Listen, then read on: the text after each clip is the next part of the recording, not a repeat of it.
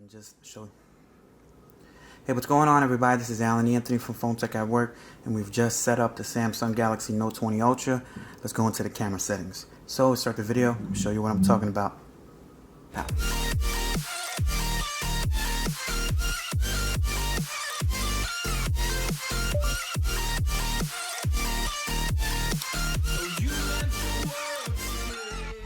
Alright guys, so the Samsung Galaxy Note 20 Ultra, there should be a lot of different options here. Let's see if I could zoom in on this real fast. See if we get a nice little close-up. All the camera settings that you can get with the Samsung Galaxy Note 20 Ultra.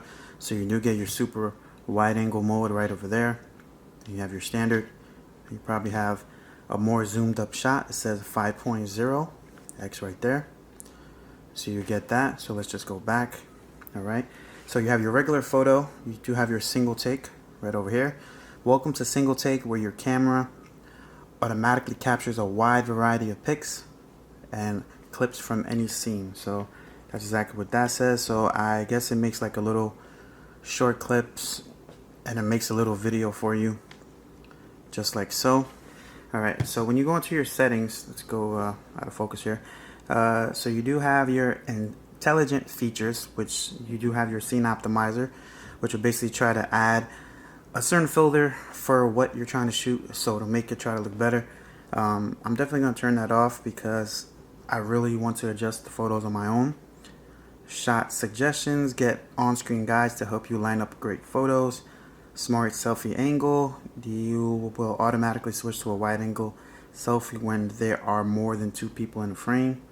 Scan QR code. Swipe shutter button to edge, so you take like a burst shot where you could take more than just one photo.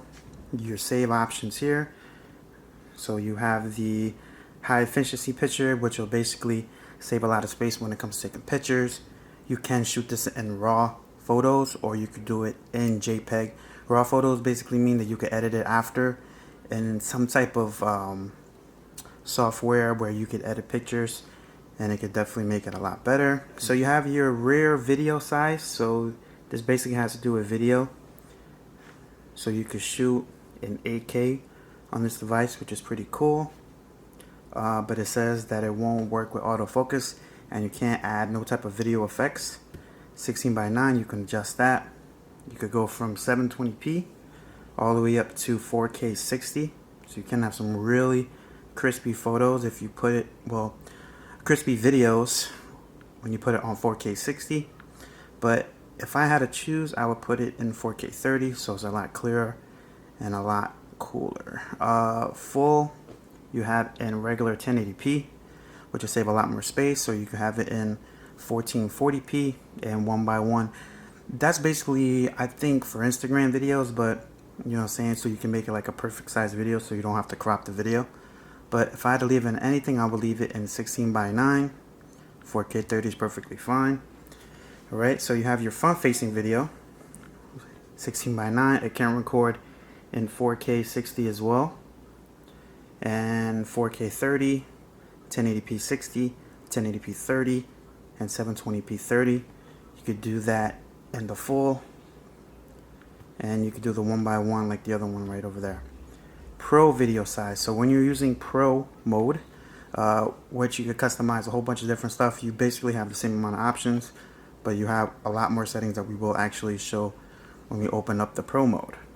Alright, so let's go into high efficiency video. So it's basically the same thing. You can actually record in a different file that saves a lot of space, but you will probably have some issues when you want to try to edit that video. So I tend to leave that off. You do have your HDR10 Plus video labs. You can optimize the contrast and color of each scene by recording rear camera videos in HDR10 Plus. A supported device or service like YouTube is needed to play HDR10 Plus videos correctly. And you have your zoom in mic. So if you want some really beautiful video, you can actually put that on, but it's only supported on some apps just like YouTube. Alright, so you do have your video stabilization. I love to leave that on, so you have some nice and smooth photos when you're, well, smooth video when you're walking. So you do have your auto HDR. You can definitely leave that on. Selfie tone, basically you can add warm or cool tint to your selfies. And you do have your tracking autofocus, keep the camera focused on the selected subject even if they move. So it's basically like mirrorless cameras where it follows one thing whether or not you have it in frame or not, or you have it out of frame, I mean. Pictures at preview, basically you can see the photo as you take it without having to flip it. So grid lines, you have these lines right on the view of when you take your picture, so you see the line so you can align it perfectly. Location tags, you could, put where you are. I tend to leave that off so I don't have any people try to see where I was at. I'm not hiding anything, by the way. Alright, so for shooting methods, you can control the volume key function, floating shutter button, and how you take a picture. So you can adjust a few things when it comes to taking a picture. You can use the volume control to take a picture. You can use the floating shutter button, or you could show palm, where you show your palm to the camera to take a selfie, just like that. It'll take a selfie. Alright, let's get back to frame. Alright, we're almost done, guys. You do have your shutter sound right over there, touch vibrations, and your settings to keep, just like so. So you have your camera mode, selfie angle, and filters. You could start the camera in the last used mode. So if you have some settings for the camera, you could turn that on, so when you open it back up you won't have to adjust it again. Definitely leave that on. Selfie angle is the same way for the front camera, and filters you can leave that on, but I tend to change filters whenever I can, so definitely gonna leave it like that. And if you do want to reset the settings in case you mess something up, you could definitely hit the reset settings. Now I'm hearing that there is a update for this camera as well, but we could do that later. Alright, so that's about it for the settings. You could look at the flash, you could leave it off, on automatic, or on at all times. You have your self timer. Basically you have a countdown so you can take your picture. The ratio, you have 128 megapixels, 3x4, 16x9, 1x1, or full of the whole entire phone, which is basically used like for wallpapers. Go over here and you have your motion photo, basically like the live photo with iPhones, kind of like a GIF but not really.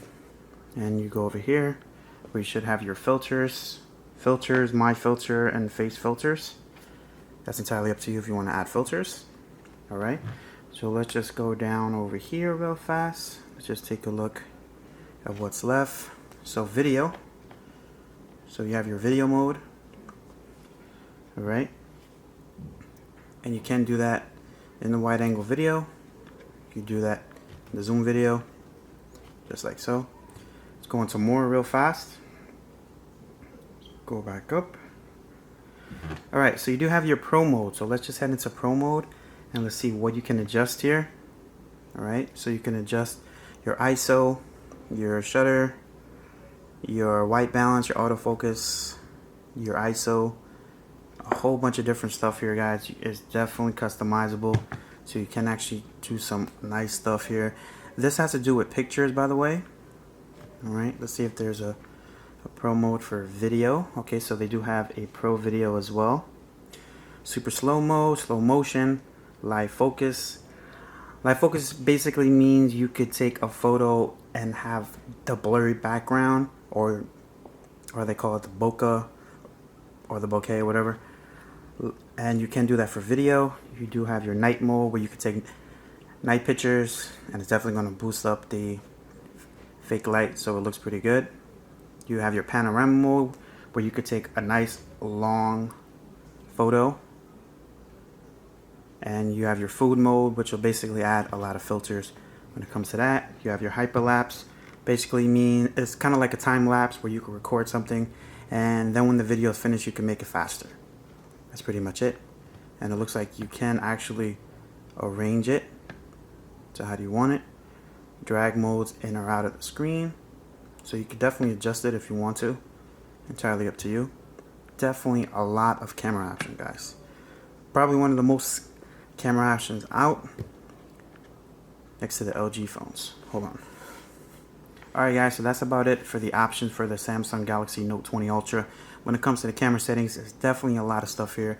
I can do a quick little run through for guys. If you guys made it this far to the video, big shout out to you, and I hope you guys enjoy your Samsung Galaxy Note 20 Ultra. So if you guys like this video, hit it with a thumbs up and subscribe to the channel if you haven't already, and follow Phone Tech at Work for more videos like this of the Samsung Galaxy Note 20 Ultra and more tech to come. Peace and love. I'll see you guys in the next video. Later.